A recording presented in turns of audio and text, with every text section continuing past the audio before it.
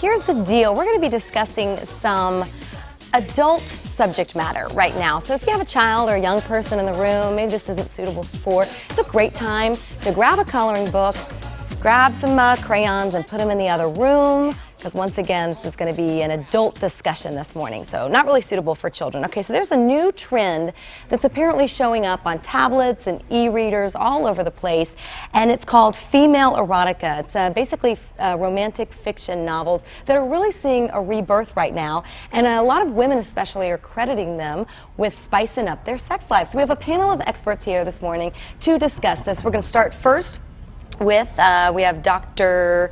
Fertility Specialist and Dr. Samuel Wood right here. Then we also have Dr. Rose Hartzell, sex therapist at Alvarado Hospital. Next, we have a couple of erotic fiction novelists joining us this morning. First, we have Sylvia Day, whose new book is called Bared to You, a Crossfire novel. And then we have C.J. Ellisson, whose new book is called Big Game. Okay, let's start first with you, ladies. Sylvia, we'll start with you. Tell me a little bit about this trend and why we're seeing sort of a rebirth with it. Well, erotic fiction has actually been very popular for a long time. I've been writing it since 2005. I just think that this particular trend is hitting the media for the first time, so it's reaching a more widestream audience. But there are a lot of authors who are on the New York Times bestseller list who write erotic fiction. And CJ, we're looking at a couple of pictures of your novels right now, and we noticed Fabio on the screen behind us here. For people that aren't familiar, what exactly is this? Break it down in basic terms. You know, when you're looking at the covers here and you see the man in the upper right corner with the flowing hair, that's Fabio. Fabio was terrifically huge in the 80s with romance novels. Now we have Jimmy Thomas, who has been on, you know, I think 7 or 8 times as many covers as Fabio was ever on. He's a brunette, hunky man with lots of ripping muscles and very good looking. But yeah, absolutely. So, Dr. Hartzell, tell me if you would, what is the most common sort of fantasy that you see that a lot of women especially have? Every woman is different, and I think that's what makes being a sex therapist so difficult, or a sexual medicine physician like Dr. Wood, in that each woman has a different idea of what they are drawn to. And one theme that we're going to be talking about in terms of one of the books is BDSM, which is also a very prominent theme. Yeah, and Dr. Wood, I wanted to ask you, what exactly is this BDSM? Kind of explain it and its popularity in careful terms, I guess. Yes, in careful terms. Well, I've been a sexual medicine specialist for about 20 years, and for me there's no doubt about the number one fantasy among women, and that is being submissive. It's BDSM. And that's why I think this book, 50 Shades of Grey, has been so popular, because it taps in to the most compelling fantasy that most women have. Obviously, there's a great deal of variation in that. Sylvia, tell me if you would how you got into this and how you started writing. Well, like most writers, I write what I want to read. And I think that the psychological development of a relationship is very dependent on the sexual relationship between the two characters, and really exploring that. For some characters, the only way that they can really communicate with each other is physically. They can't express themselves any other way, and I find that very fascinating, and I love writing about that. CJ, I'd love for you to answer the same question, how you got into this.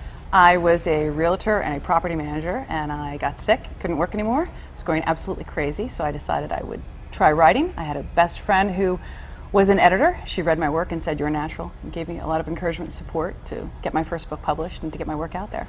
Doctors, I'm curious, is there a drawback to this? A lot of women, especially living in a fantasy world and not dealing with what's real and what's in front of them. Does that happen? Well, I think the problem is not the fantasy world, but the real world.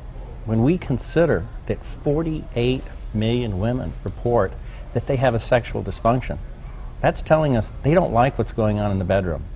And one of the things my patients have told me about this 50 Shades of Grey is maybe someone's going to listen now. Maybe someone is going to be interested in what turns us on, not just what turns them on.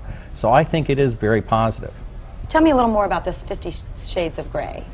It's a book in which there is a dominant male who's a handsome, dashing, wealthy, let's travel the world, let's do anything you want to do kind of guy.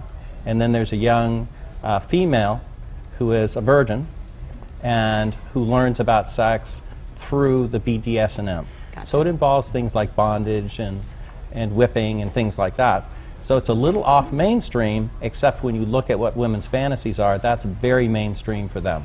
Dr. Hartzell, do you think there are any drawbacks of the fantasy? I would have to agree that there is very many positives that can help arouse women. It can be used as a transition from maybe washing the dishes to actually getting to sex. But I also think that it needs to be taken into perspective. So just like men who watch pornography on the internet and see a double D size 0 woman and then go to their wife and see an average size woman, I think that women are going to need to keep into perspective that, you know, Fabio isn't their husband, and but on the other hand, it can also be, so if you keep it into perspective, I think it could be very beneficial for women in relationships. Yeah, she's exactly right. I mean, you can take it too far, but what I'm hearing from women is I read these books, and for the first time in months, I really want to have sex with my partner. So it has a general stimulating effect for those that don't go too far into the fantasy land of the details of the novel. And that leads right into my next question. Sylvia, I wanted to ask you what kind of feedback that you all are getting from this. Well, readers have been telling me for years that it helps them, it serves as somewhat of a foreplay in their relationships with their spouses. I have a lot of male fans who don't actually read the books. They purchase the books for their significant others because it opens that door for them. It eases the way into having a healthy sexual relationship. And for some women, because the books explore alternative lifestyles and maybe some things that they really don't want to explore without some guidance, the books can serve as that open door to communication between them with, you know, I just read this, it sounds really interesting, you know, would you try this with me? Right. CJ, lastly, we just have about 15 seconds left or so. Some people call this mommy porn. Do you think it is? No, I do not think that it's mommy porn. I think that's a really sad way to call it. I think that readers who are reading erotic fiction are not in the same category as men who are watching a lot of pornography. I think in the sense that you can't compare it because this is the written word, this is visual, this is in their mind, this is not acted out on a screen. This is a foreplay that's done ahead of time to gear them up and to intrigue the best part of the brain, the most sexual part of it. Most sexual organ is your brain. So to be able to engage that with your partner through reading is not the same as having something visually stimulating you in the room. Thank you all so much for being here. Fascinating stuff. We really, really appreciate it. And if you'd like to get in touch with any of our panel members today, all you have to do is go to our website, FOX5SanDiego.com, and click on that Scene On tab. Okay, Paul Bloom, back over to you. Thank you all. Still ahead on Fox 5 this morning, we're learning more.